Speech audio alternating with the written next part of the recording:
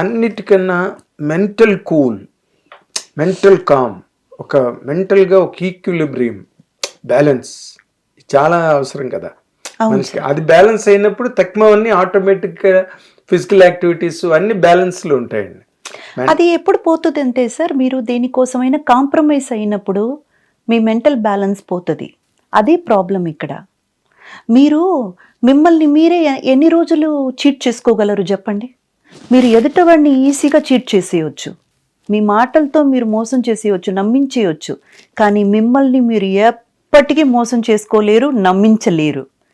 ఎందుకంటే లోపల ఒకటి చెప్తుంది, ఏ ఆపు, ఐఎమ్ నాట్ హ్యాపీ, నేను సంతోషంగా లేను, నువ్వు ఇక ఆపుతావా నా లోపల నుంచి ఒక వాయిస్ మీకు వినబడుతుంది, మైండ్ వాయిస్ వినిపిస్తుంటుంది. మీరు ఎదుటవాడిని మోసం చేయొచ్చు, మిమ్మల్ని మీరు ఎప్పటికీ మోసం చేసుకోలేరు. ఒకవేళ గనక అలా చేసుకోవాలని అనుకున్నా చాలా తక్కువ టైమే.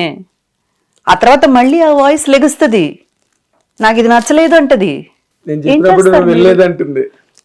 నేను చెప్పాను కదా నాకు నచ్చలా, నువ్వు చేసిన పని నాకు నచ్చలా అని. ప్రశాంతత ఎప్పుడు పోతుందంటే సార్, మీ లోపల ఒక వాయిస్ వినబడి కూడా మిమ్మల్ని మీరు ఈ బయట ఉన్న లౌక్యాల కోసం, బయట ఉన్న ఈ మాయల కోసం కాంప్రమైజ్ చేసుకున్నప్పుడు మీ ప్రశాంతత పోతుంది, కంపల్సరీ పోతుంది. Great great. నిజంగా అందరూ అమలు చేసుకోవాల్సిన మాటలు చెప్పారు. మోర్ ఇంపార్టెంట్లీ ఈ ప్రెసెంట్ యంగర్ జనరేషన్ జెన్జీ ఏదైతే ఉందో తాపత్రయం, తొందరగా ఓవర్ నైట్ సక్సెస్ అయిపోవాలి. కరెక్ట్. ఓవర్ నైట్ కార్లు, బిల్డింగ్లు అన్నీ కొనేసుకోవాలి. ఇవన్నీ ఒక రకమైన ర్యాట్ రేస్ అంటారు చూడండి, అది నడుస్తుంది. ఒకే మాట అంతే sir, you can cheat others but you can't cheat your self. Really great, అంతే, రియల్లీ గ్రేట్. అండ్ మీరు మీ కెరీర్ ఎప్పటి నుంచి, నేను మిమ్మల్ని ఎమ్మెల్యేల దగ్గర నుంచి చూస్తున్నాను, అంతకుముందు కూడా ఒకటి అరా చూస్తూ వచ్చాను కదా. ఫర్ సమ్ రీజన్స్ మీరు సినిమాలు వదిలేయడం కానీ, అవును, బాటిల్ నెక్ సిచ్యుయేషన్, వద్దురా బాబు గోవిందా వద్దు నాకు అన్న సిచ్యుయేషన్స్ వచ్చాయండి. చాలా చాలా.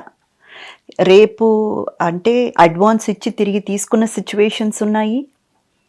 లాస్ట్ మినిట్లో హీరోయిన్ కాదు, సెకండ్ హీరోయిన్ క్యారెక్టర్లో మారిన సిచ్యువేషన్స్ ఉన్నాయి.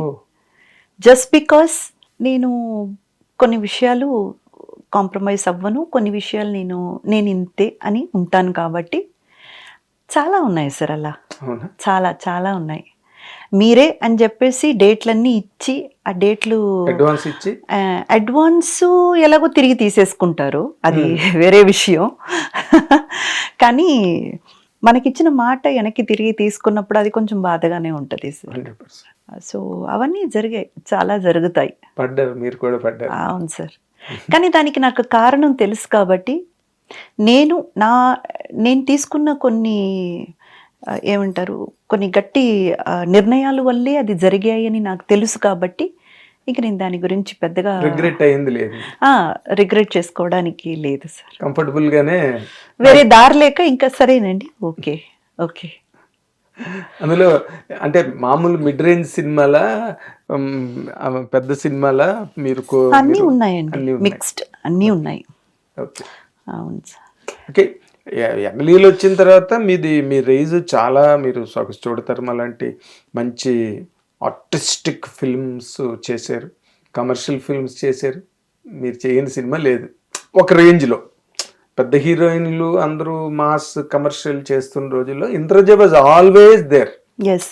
Indraja was always there on sets. ఏదో ఒక షూటింగ్ ఎక్కడో అక్కడ ఇంద్రజ కనిపిస్తూనే ఉండేది, కవరేజ్లో ఉండేది. బట్ ఈ ట్రావెల్ మీరు ఇందాక ఫస్ట్ క్వశ్చన్ అదే వచ్చినప్పుడు మీరు పర్ఫెక్ట్గా దాన్ని అనలైజ్ చేసి చెప్పగలిగారు. ఎందుకంటే ఒక స్టాండ్ మీద ఉండిపోయారు. అవును సార్, అవునవును, ఉండిపోయారు. ఇప్పుడు మీరు నాగార్జున గారితో వజ్రం చేశారు, కనిపెట్టరు. అది నాకు యాక్చువల్గా మూవీ వైజ్గా తీసుకున్నారనుకోండి, సినిమా అనే ఒక దాంట్లో నేను చేసిన ఫస్ట్ సాంగ్ ఏదైనా ఉందా అంటే అది కన్నెపెట్టరు సాంగ్. హలో బ్రదర్ ఎందుకు చేశారండి అది? ఇలాగా అది తెలియదు సార్. నేను ఎమ్మెల్యేలో షూట్ నడుస్తుంది, అప్పుడు నాకు కాంటాక్ట్ అయ్యి ఇలాగ ఒక సాంగ్ ఉంది, అందులో 3 హీరోయిన్స్ చెయ్యాలి, పాప బాగా డాన్స్ చేస్తుందని మేము విన్నాము.